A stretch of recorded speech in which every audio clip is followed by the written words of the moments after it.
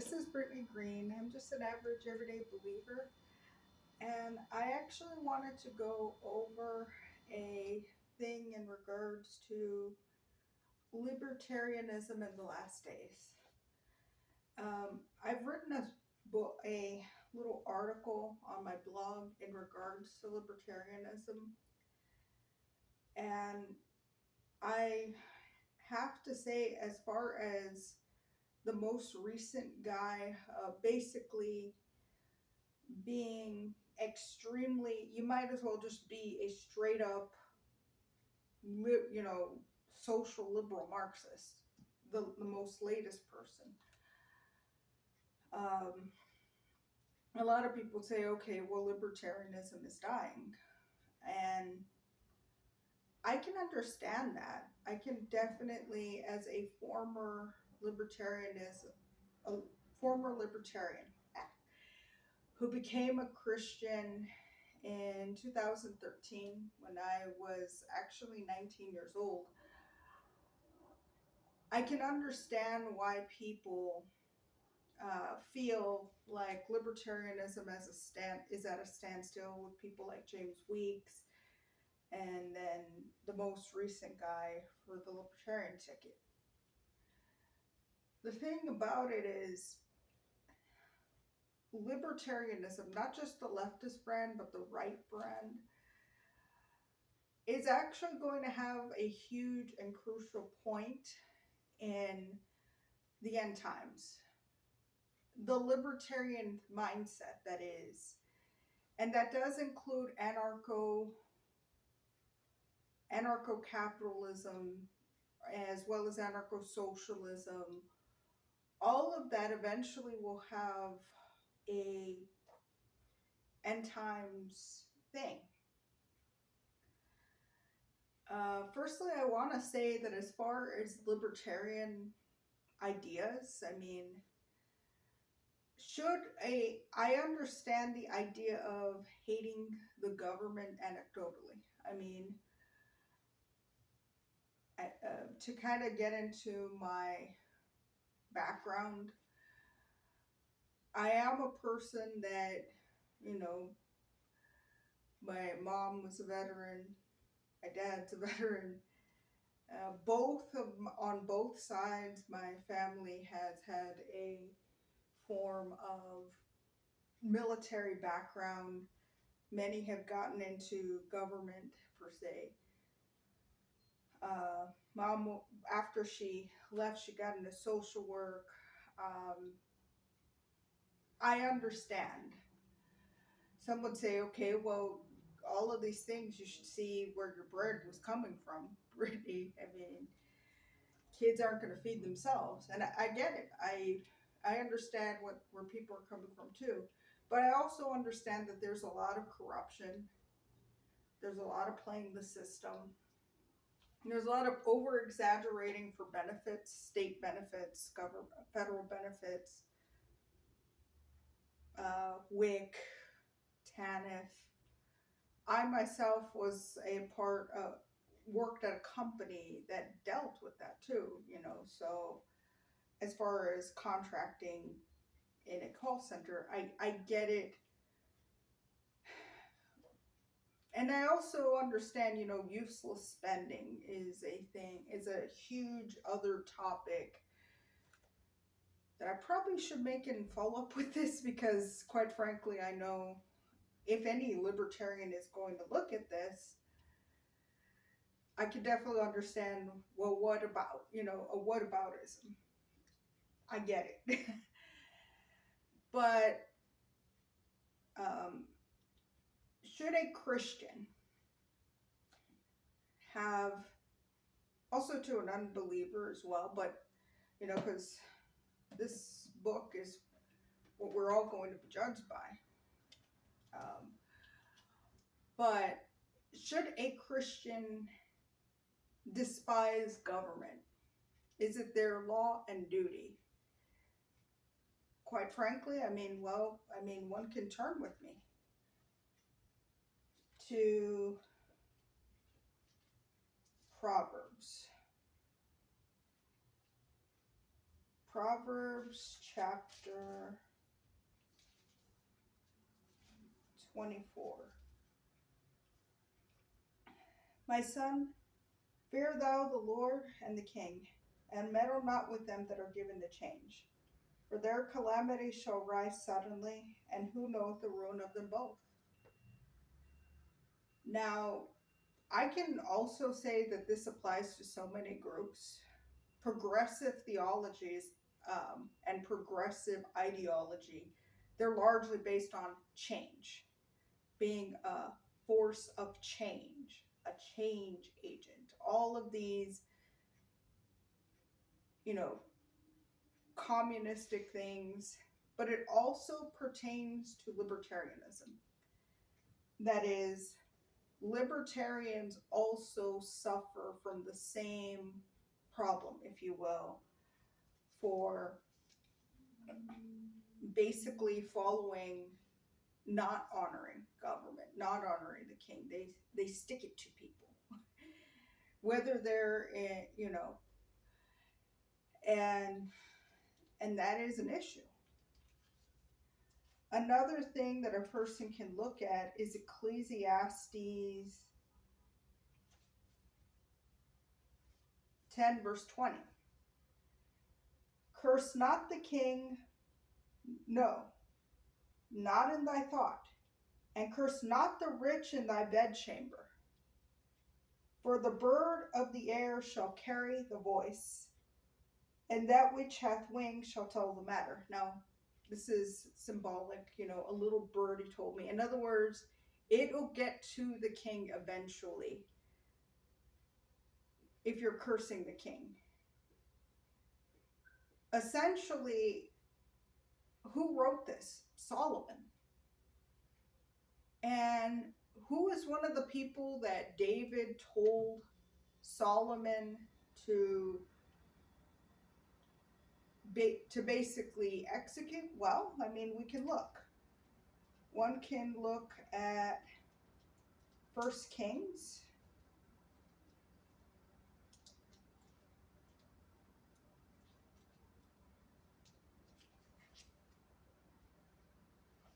First Kings. And this is actually, I'm going to actually go 1 Kings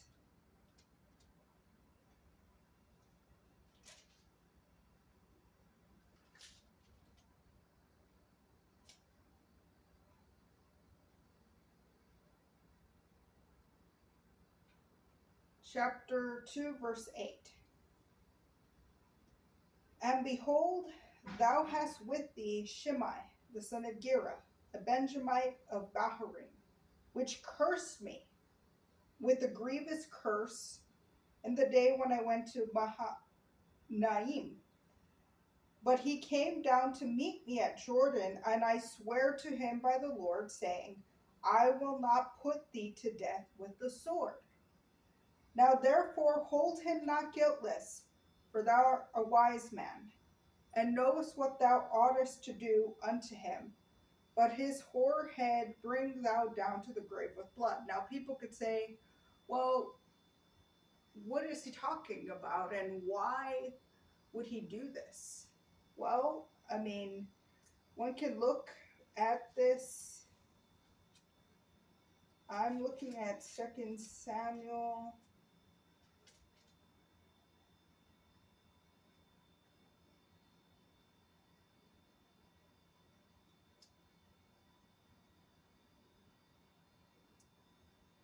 Second Samuel chapter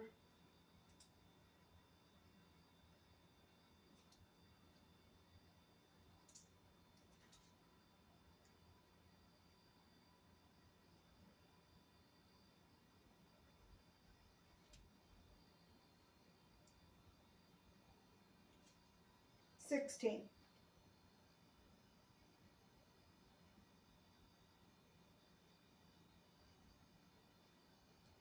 And verse 5, and when David came unto Bahurim, behold, thence came out a man of the family of the house of Saul, whose name was Shimei.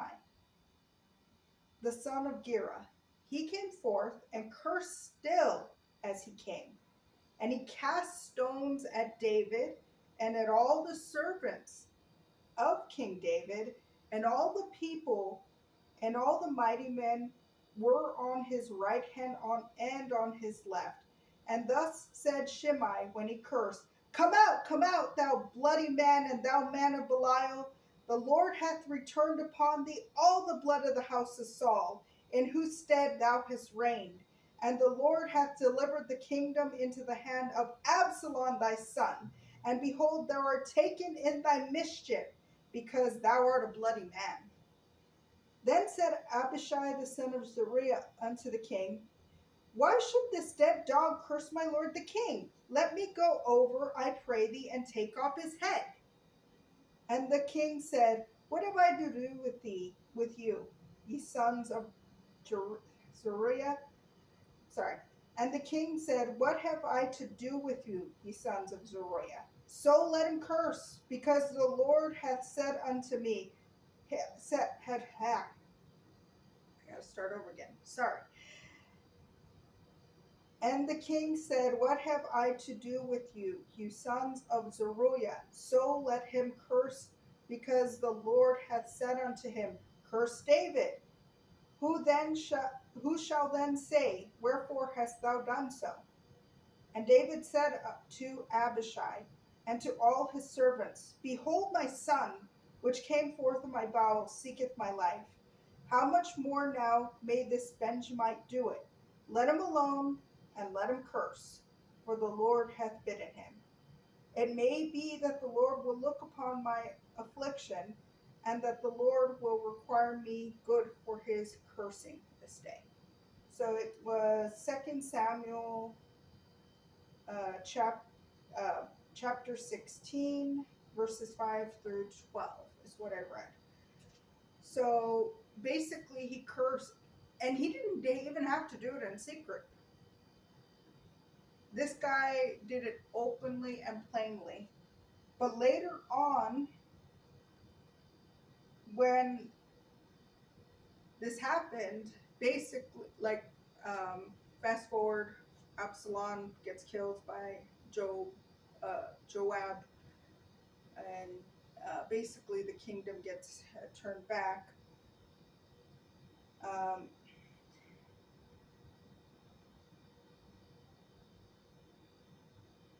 And 2 Samuel chapter 19, verses 16. And Shimei the son of Gera, a Benjamite, which was of Bahurim, hasted and came down with the men of Judah to meet King David.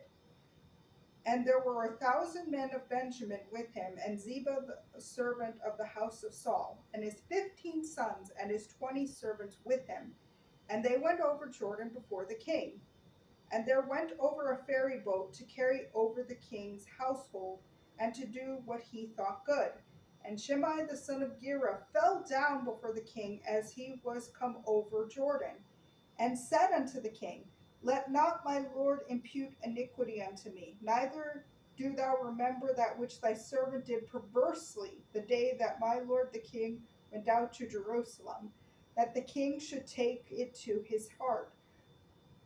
In other words, he knew he was acting perversely. I mean, cursing the king like that. I mean, it is a perfect pre-type of apostates, basically, who are not afraid to speak evil of dignities. For thy servant doth know that I have sinned. Therefore, behold, I am come the first this day of all the house of Joseph to go down to meet my lord the king. And Abishai the son of Zeruiah answered and said, shall not Shimei be put to death for this, because he hath cursed the Lord's anointed? Abishai was actually going back onto what David would always tell him in regards to Saul, don't kill him, he's the Lord's anointed, don't kill him. And David said, what have I to do with you, ye sons of Zeruiah, that ye should this day be adversaries unto me. Shall there be any man be put to death this day in Israel? For do not I know that I am this day king over Israel?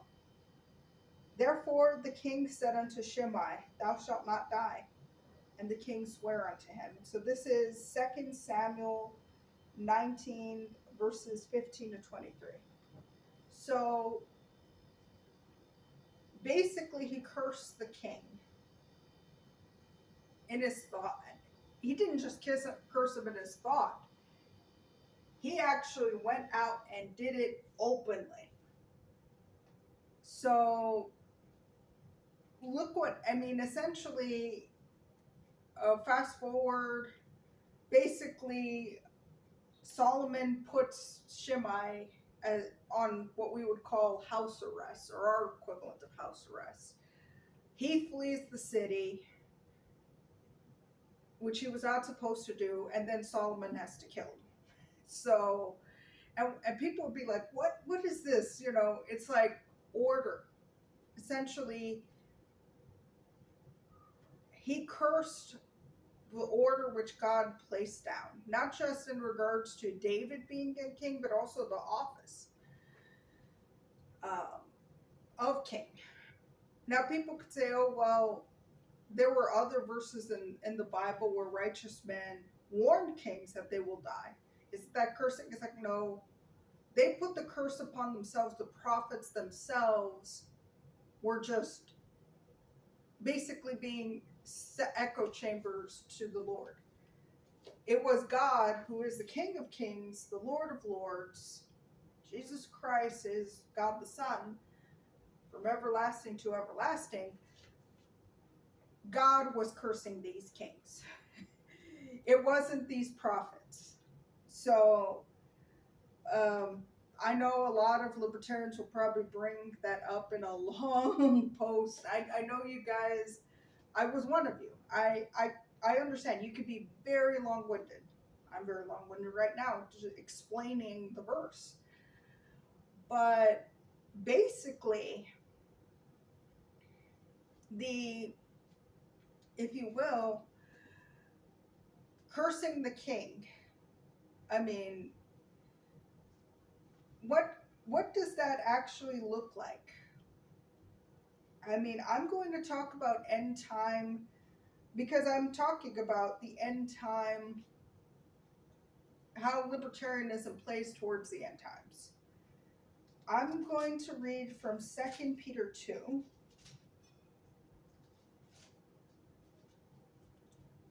And then verse 10. But chiefly them that walk after the flesh in the lust of uncleanness, and despise government. Presumptuous are they, self-willed, they are not afraid to speak evil of dignities. When a person speaks evil of dignities, especially if they're doing what God would have them to do. Now, if a person's framing evil mischief by a law, quoting Psalm 94, I think, verse, I know where the chapter is, but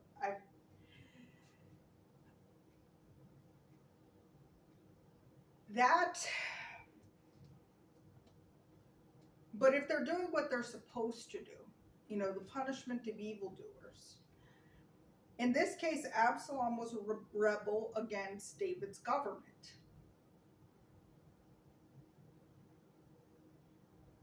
And that is a problem. Shimei was a pre-type of 2 Peter 2, verse 10. He was a type of Antichrist. And there's also a Jude. Likewise, also these filthy dreamers defile the flesh, despise dominion, and speak evil of dignities. Jude 8. And you see it with the libertarian people all the time. Like, basically criticizing everything from Abraham Lincoln to anybody. And really, it's not because they despise, now there are certain people who are reputed for being good men, but who are not, like the Bushes. I definitely, hey, talk away, please do so. But the thing with libertarianism, they don't really it's not just the people as kings, and not even just being truthful. It's the office. They hate the office. They hate the dignity. They hate the, uh, and I get it. I understand it. I understand the idea of, to have limited government, and kings themselves should be held in uh, by the principles in this book. I mean, I could also go into, Proverbs 14 verses 34, I think 16 verse 12. There are commandments to kings too. 28 verse 2. A lot of, in regards to dominion, anybody who wants to get in office, they should look at the book of Proverbs to rule effectively, but also rule ethically. They should really not be trying to read, instead of reading Machiavelli's The Prince, which so many of them do, they should actually follow Abraham Lincoln's example and actually read Pilgrim's Progress. They really should. That would actually be a far better thing for them to read, because there's so much Christian allegory and scripture. I have a copy of that in my desk. Yeah, they should read that, but they'll say, well, what do you know? You're just a little goofball on the internet. Kind of fat, too. I know. So what? Anyway, I'm a Baptist lady and I love to eat. And I love to cook. But what is that? Cursing the king. That's a pre-type of this. And they will play a role, because a lot of people would say, well, how? All of these socialist, liberal, libtard, leftist people, how are they going to, there is anarcho-socialism, which tries to merge them too. The concepts of socialism and anarchism together to try to make it as voluntary as possible, but they still want to make it as equal a society as possible, which that's not an equality according to the Bible, and it's also not equality according to common sense. But it's also, I hate to say, libertarians and socialists have a lot in common in regards to perversion and corruption. And they will form an alliance based on certain things. I mean, many of them are replacement theology, which is against Romans chapter 11, verses 18 to 21. But it will cause problems. And I'm going back to 2 Peter 2, verses 19. While they promise them liberty. Well, what's a libertarian? A person that vouches for liberty, libertas, freedom. They themselves are the servants of corruption. For whom a man is overcome, the same is he brought in bondage. I know that there's a lot of libertarian and libertarian affiliated movements. It's going to eventually go into subjugation of this end time beast system. It just is. They are going to be brought into bondage. And that is something that people don't want to think about. I understand. I don't want to think about it at all either. But I know it's going to happen. It really is going to happen.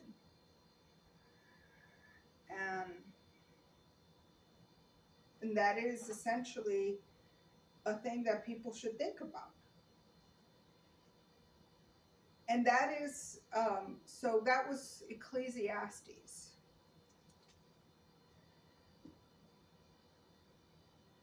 Now, a lot of people say, okay, that's the Old Testament, Brittany. That's an Old Testament. What about the New Testament?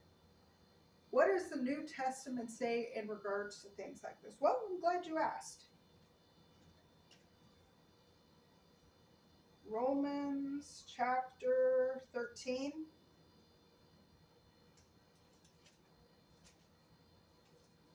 I'm going to read from 1 to 7. Let every soul be subject to the higher powers, for there is no power but of God. The powers that be are ordained of God. Whosoever therefore resisteth the power resisteth the ordinance of God, and they that resist shall receive to themselves damnation. For rulers are not a terror to good works, but to evil. Wilt thou then not be afraid of the power? Do that which is good, and thou shalt have praise of the same. For he is the minister of God to thee for good. But if thou do that which is evil, be afraid. For he beareth not the sword in vain. For he is the minister of God, a revenger to execute wrath upon them that doeth evil. Wherefore ye must needs be subject, not only for wrath, but also for conscience sake. For this cause pay ye tribute also, for they are God's ministers, attending continually upon this very thing. Render therefore to all their dues, tribute to whom tribute is due, custom to whom custom, fear to whom fear, honor to whom honor. Oh, and sorry, I said I was going to cut back at 7, because that is the case. I mean, now people could say the following verse, I'll read Romans 13:8. Oh, no man anything but to love one another, for he that loveth another hath fulfilled the law. So that also goes against socialism, but in other words, yeah, you should honor the government in place and pay tribute. You should pay your taxes. So this whole idea that libertarians have, and I get it, I understand. I hate the fact we're being gutted by taxes too. I do agree that people should not be unnecessarily spending, but they're basically throwing the baby out with the bathwater and saying, okay, no person should have wages or anything at all for being a government, for administrating laws and things of that nature. That's the way they think. That is the way that they think. And you can't exactly tell them otherwise. And I will say this, I mean, hey, and I'm saying this as a person that has many libertarian people. Some of them are atheists, which, I mean, that in itself is a problem. Psalm 14:1, Psalm 53:1. I mean, the whole thing was founded by atheists. It's very similar of a problem to psychology, which the Berean Call makes a really, really, really, really good case against psychology. Christians and psychology shouldn't mix. But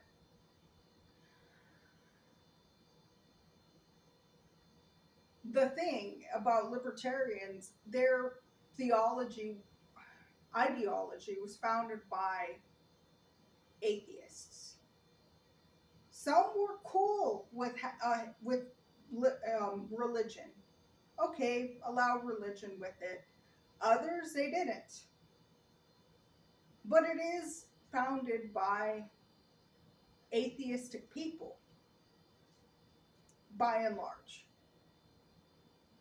So that is one of those things that a person should think about as well, especially if they claim to be a Christian. I mean, I had one, there was this one guy who went by Christian anarchist. Now he goes by Reformed apologist or something like that. Reformed Christian apologist. I think it's because a lot of people were like, well, here are the verses in scripture. What are you doing? So I think that's why he kind of changed his name. And hey, I'm all for it.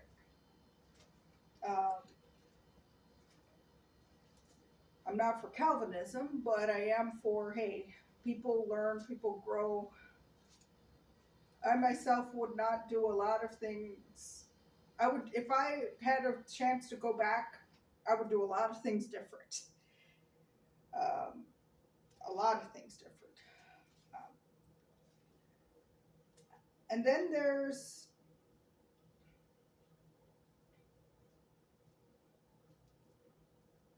uh, 1 Timothy 2, verses 1 through 4. I exhort, therefore, that first of all, supplications, prayers, intercessions, and giving of thanks be made for all men, for kings, and for all that be in authority, that we may lead a quiet and peaceable life in all godliness and honesty. For this is good and acceptable in the sight of God our Savior, who would have all men to be saved and to come unto the knowledge of the truth. So we're even supposed to pray for people. I don't really see a lot of people. Now I get it. If they're evil, like our present government, you can just pray, hey, they don't break stuff that can't be easily replaced. But also pray, hey, that if it's possible that they fall under conviction, because let's be honest, Biden is not a saved man. That's an understatement. Neither is Harris. Many of them have a form of godliness, but deny the power thereof. I hope they are not given the spirit of Janus and Jambres. But at least we could pray that they don't break stuff. You know, I didn't vote for them, but I did vote. People now know who I voted for. And then there's 1 Peter.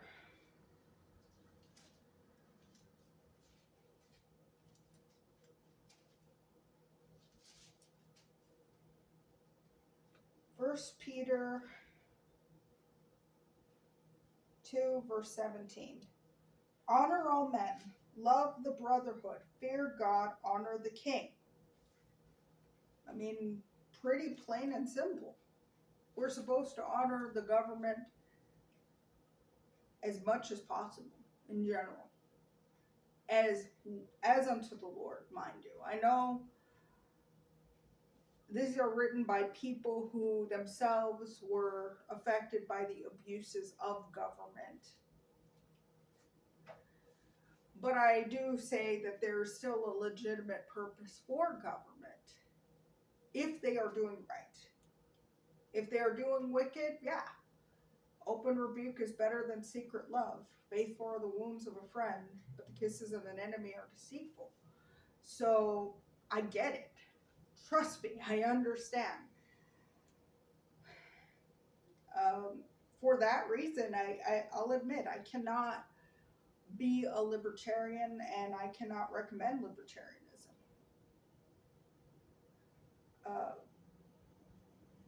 Basically, we are to honor government. We're not to basically be these kinds of rebels, if you will.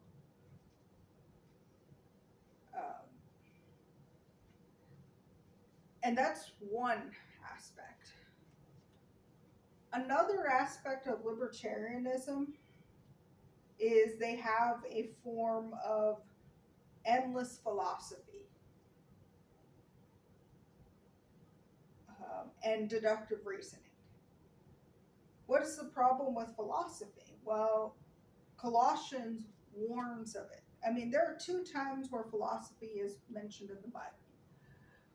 One in the book of Acts 17, verses 22 to 30, where Paul was actually talking with the philosophers on Mars Hill, giving them the gospel and saying what they got right, but also what they got wrong. Basically saying to the unknown God. But this is what Paul thinks of philosophers. Paul, who was who was saved on the road to Damascus, where he was going to kill people, kill Christians. This is what he says in regards to philosophy and vain deceit. Beware lest any man spoil you through philosophy and vain deceit, after the tradition of men, after the rudiments of this world, and not after Christ. Well, what is wrong with men's traditions? Well, look at the Pharisees.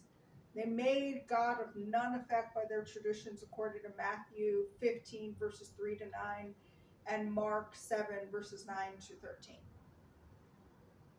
So that is an issue. That's a serious issue. And then there's also the problem with deductive reasoning.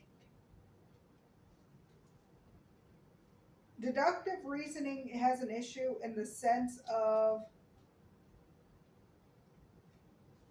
the following verses. I'm going to read Proverbs 14, verses 12, and 16, verses 25. They're both the same verse, but in two different places as an emphasis. There is a way which seemeth right unto a man, but the end thereof are the ways of death. That's 14 verses 12. 16 verses 25. There is a way that seemeth right unto a man, but the end thereof are the ways of death. It's the same verse. Now people could say, well, that's just cheating. Why is he basically putting that verse twice? Out of the mouth of two or three witnesses, let every word be established. A lot of people go with deductive reasoning, and I get it, following certain laws and certain patterns to try to predict future behavior. Trying to follow it as close to logically as we can, but the truth is we don't. Everything that's logical, we need in this Bible. We need it. We need the Bible. I mean, our heart is deceitful above all things and desperately wicked. Who can know it? Our hearts will lie to us and our minds will follow many times. Now, people could say, oh, well, what if a person is being honest and sincere? Well, here's the problem with that. Many people, when given the truth, a lot of people say, well, either they'll cease to be sincere or they'll cease to be honest. Because, I mean, we live in the age of apostasy, where evil men and seducers shall wax worse and worse, deceiving and being deceived. And that is a problem. I mean, I wrote a blog post regarding this that explains it in more detail. I know a lot of things have changed within those last 4 years, but the one thing is true. I mean, libertarianism and Christianity are not compatible, and libertarianism will be used as a tool by the Antichrist in the end times. Thank you, and God bless.